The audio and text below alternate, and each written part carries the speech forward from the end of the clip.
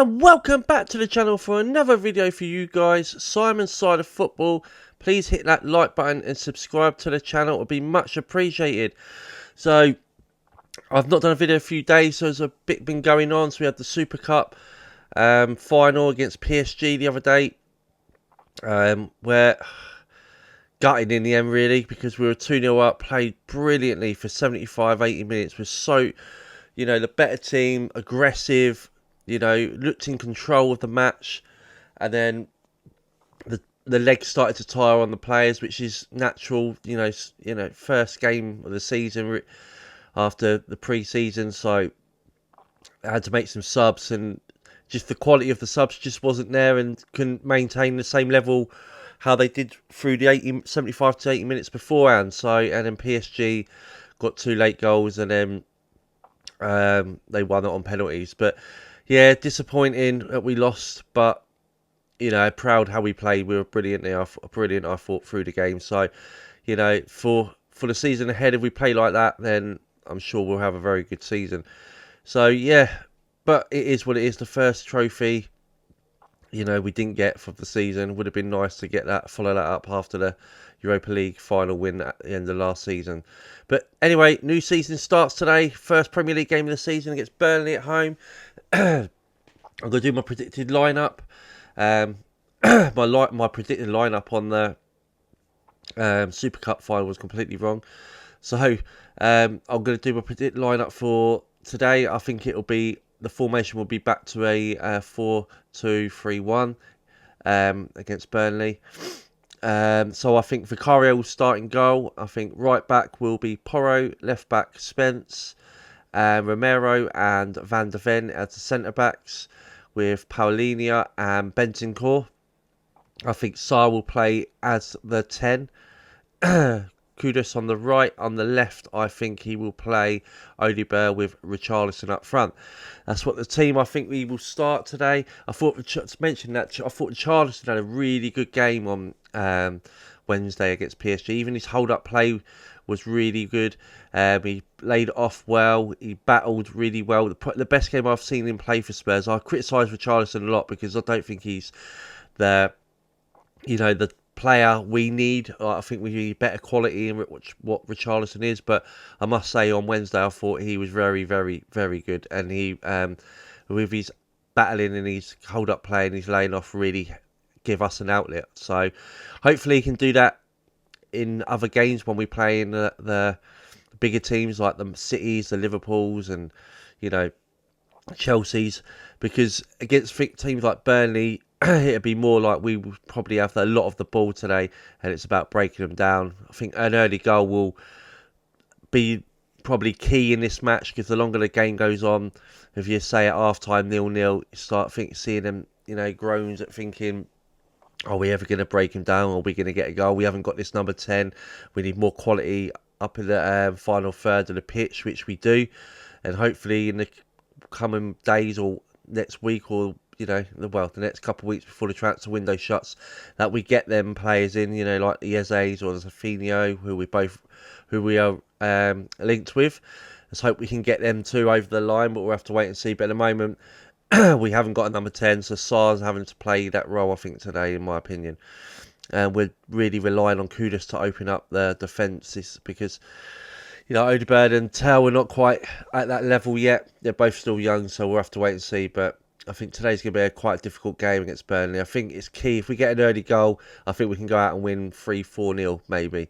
If we don't get an early goal, I can see this being a tight 1-0, maybe 2-0 win, if in my opinion. But we'll have to wait and see. Burnley, they don't leak a lot of goals. Last year, they had the best defensive record, I believe, in the Championship. Scott Parker has got them, he's got them in the way they play. He's got them in a good unit. So, yeah, it's been a difficult game today, but we'll have to wait and see what happens. Hopefully we can get that win. But it's exciting. The Premier League all starts today. Well, it started last night when Liverpool beat Bournemouth 4-2. I watched some of the game, but some of it I didn't, because I've got my TV there was problems, I think, with Virgin yesterday, so I had I couldn't really watch the game of honour, so I was a bit gutted. First game of the season, sod's law, something like that happens. But yeah, Liverpool won 4-2. Thought what I did see of it was a good game, some good goals I've seen since that on. So yeah, good game, and let's hope today's games are good. I'm going to be watching pretty much most of the games. So, but I think Newcastle Villa's a half 12 kickoff. That should be a really good game before the Spurs game at 3. Unfortunately, it's not on TV, Spurs' game, but I will get the highlights later and see what I think, how we done. So, hopefully we can get this win. Back at home, Thomas Frank's first home game. Basuma's back in the squad as well.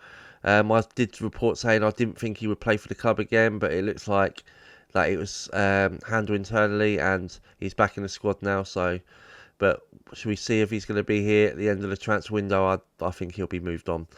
So, for now, he's in the squad and he's a Tottenham player. I believe Solomon looks like he could be going out in the next couple of weeks before the transfer window shuts. We'll have to see. But I think he looks like he's one what could be leaving. Players coming in, still, Eze, we're still negotiating with Palace with him. Hopefully we can get that done by Man City next week. Savinho, I think that was a bit more difficult to do. I expect that to take a bit longer. I don't think that'll be done before City. I can't imagine Spurs buy Savinho and he's playing his first game against Man City at City. I don't see that happening. So I think that one will be more towards the end of the window. We've still got 2 weeks to go. So, yeah. There was also reports that Tottenham were interested in handicap as well. I think he has a release clause. I think it's a difficult deal to do. He can play left back, left centre back. I think he has a 60 million buyout clause. We'll have to see if anything develops on that. But Spurs are in the market looking for players. So hopefully we get a few over the line. We definitely need a few attacking players. I'd say we still need another centre mid. I just don't think Archie Gray is going to be ready. I just can't see. I think it'd be good to get him out on loan and try getting another, especially if he goes out on loan and Basuma leaves, that we get another centre mid who can, like another number 6 who can play there with Paulinho, because we've got Sarr and Bentancur who can play sort of next to Paulinho. But I'd say if we can get Archie Gray out on loan and sell Basuma, I'd definitely definitely be happy to get another midfielder. But with only a few weeks to go, maybe we've left us a little bit short timing to be able to do all that. But we'll see. But I just don't think Archie Gray is quite ready yet. But we've got Bergvall as well, we can play. But I'm finding more of an attacking midfielder. Like he's more of a number 8 or more of a 10 than he is as a 6. But will we go out on loan, Archie Gray? It's difficult to say, really. I think Thomas Frank will probably won't stay, but in my opinion, I think a loan would be the best for him. But yeah, so big game today. So hopefully we can get this result.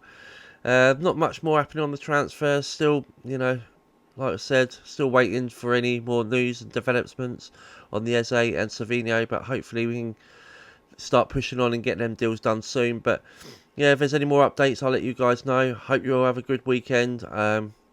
And I'll let you know how I thought the game went tomorrow.